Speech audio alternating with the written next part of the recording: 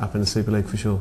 Now, you're one of about half a dozen new faces to Northern Demons, including Sam Farncombs down there. Yep. And star signing, Michael Edwards. I mean, what a gold mine he's been for you guys. Yeah, I reckon I'm the star signing. I mean, let's try and get that straight. But Michael Edwards has been a great pickup. He's you know, I knew a little bit about him from Croydon before, but you know, he's someone that's got the right attitude. He's got the, you know, he brings the right attitude to training, and he takes it on the park as well.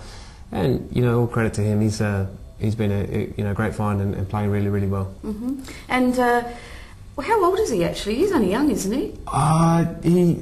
Yeah, you know, he's in his 20s, so I don't know exactly, but he's got a great future, put it that way. Yeah, fantastic. Yeah. You know, credit to him, he's been doing a great job. Simon, Campbelltown, as I said, you started reasonably strong because you notched up 2 wins against Blue Eagles and then Croydon. Then you had the 2 draws against Raiders and Modbury, and then, of course, now you've had 2 losses. The fantastic match that we were talking about against Galaxy, the night match a couple of weeks ago. Yeah, that was really good to play in. It was really physical. It was unfortunate we lost the player, and you know, to be fair, I don't think the referee had one of his greater games, but it happens to all the teams. It was 2-1 to Galaxy at the end of the day, and you know, we were disappointed we didn't get something out of it. And how did Zilic come out of it? Because, I mean, that must be, you know, dreadful to have a game like that, because then he also went on and scored an own goal, which someone, I think your brother said it was a goal of the year. But, I mean, has he come out of that already? Yeah, look, he's one of our senior players, Stuncoin. He's fine. He's a professional. He's also played, you know, at the highest level in the old NSL. So, I mean, he knows how to react, and it's actually probably it's good for him too in a way, because he's had a couple of niggly injuries and he's had a few weeks to get over them, and hopefully when he comes back into the squad next week, you know, he'll be raring to go. And we really missed him actually last week. So. Oh, well, I wish you all the best. So, of course, this is the Super League segment. So why don't we have a look at what happened over the weekend in round 6 of the Super League. And, of course, we had Croydon Kings and Para Hills Knights drawing 2-all with Mastropalo and, M. Brooks. That is Michael Brooks. You've read that right. He's returned to Super League football with Croydon, scoring on debut. And I know he loves scoring, and in many ways, and I hope he has a great season. Not personally, but no, well done, and that's good to see that he was able to get on the score sheet. And of course, Para Hills Milady, who we haven't seen his name on the score sheet for some time, and Matty Muscroft too, which is great. On the Saturday, we had Blue Eagles and Metro Stars drawing 0-0, and I have to say, that was a most unexciting match, and due respects to both teams, but yeah, I guess it's just one of the hoodoos that Metro Stars have against Blue Eagles, and that's the sort of team Blue Eagles are. And then we had Modbury Jets home on Saturday night against Adelaide Galaxy, and Galaxy yet again notching up another win. Clayton with the goal from Modbury, and your brother, lovely brother, Paul Karatevas, scoring a brace there. Con, we were just talking about you the week before, how you scored for Cobras, and here we've got your brother scoring for Galaxy, which is fantastic. And then, of course, we had on Saturday night White City Woodville 2, Raiders 0, which is a fantastic start to their winning season. And Saranti Parizos scoring both goals there for White City Woodville. Coming back to the Campbelltown match, that was on Anzac Day, Simon, and boy, oh boy, that was a real Anzac Day match, wasn't it? You guys were really in the trenches there against that strong side of Adelaide City, 3-0. Yeah, well, we got flogged. It's as simple as that. We didn't start well at all. Partially my fault. I suppose straight from kick-off we've tried to go on the attack and we've had the ball intercepted.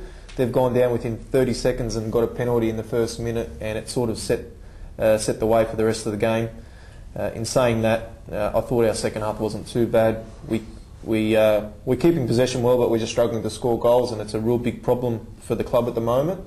But as I said earlier, it's only 6 games in, and you know, we hope we can rectify this at round 6, and we don't have to worry about it at round 16. I was watching that game. I couldn't quite put my finger on it.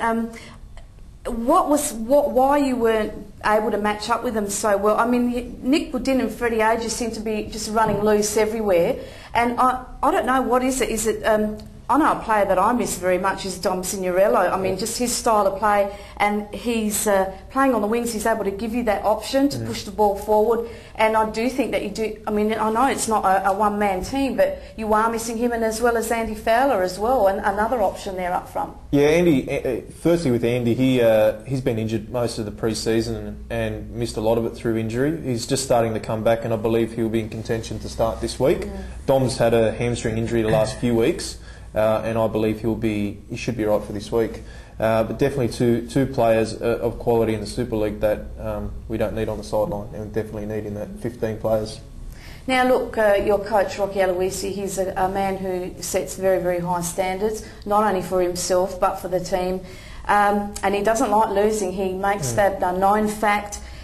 How is he at the moment, and how is he as a coach for yourself? Look, Rocky's been fantastic for me. I suppose on an individual note, Rocky lets me do what I do best. He doesn't give me really any restrictions, and I think that's when I play my best, not just for myself but for the team. He puts a lot of pressure and a lot of emphasis on me in the team. I suppose like the quarterback, if you want to put it in gridiron terms, and with Nathan Fleetwood as well.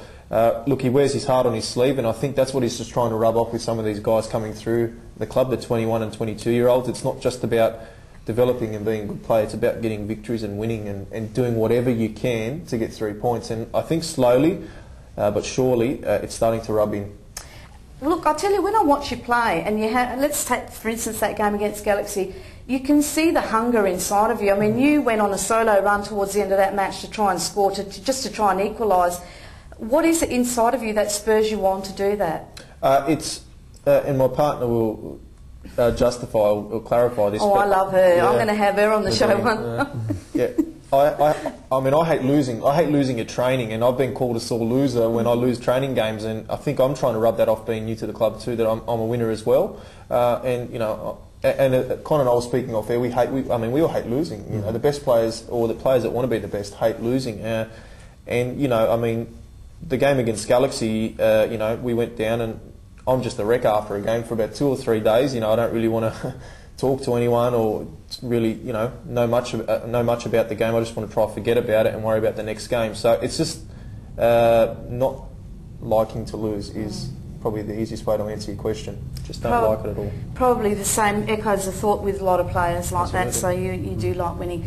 Let's have a look at the tables after round 6 and some interesting positioning here. We've got Metro Stars on top now. With that draw, brings Adelaide City a little bit closer, a step closer, only one game away now, and Adelaide Galaxy on 12. And Modbury on Blue Eagles on 10, so they're still up there. Then we've got Modbury and Campbelltown, middle of the table on 8. I guess only 8 points behind, but you really have to win every game and hope that the others don't. So it's a bit of a hard task. And then White City on 6, Raiders on 4, Croydon on 3, and Para Hills on 2. Now, I know that you're a very, very good friend of Rob de Troyer. Yep. Obviously, when you were together at Olympic. What do you think he'd be thinking, or what can you suggest? You know, to help him or do something, because that must be a terrible situation to be in. You've got all this talent and yet it's just not working for you. Well, probably the help. He can play his reserves this week because we're playing against them, so he can play his 19s to give us more of a chance. But look, they've got some fantastic players. They've got Nicky Orr, who won the Serge Melter as well last year, and Joel Allwright. So, you know, I think at the end of the day, they've just got to keep battling. And look, they're a good team, so they'll come out of it eventually. Okay, well, let's have a look at the fixtures that we've got coming up for this week with some interesting matches there. As you mentioned, Simon, you're taking on Para Hills Knights during the day at the Paddocks, which is going to be a big game. Well, a big game for the Knights, but also you have to win that one. Here we go.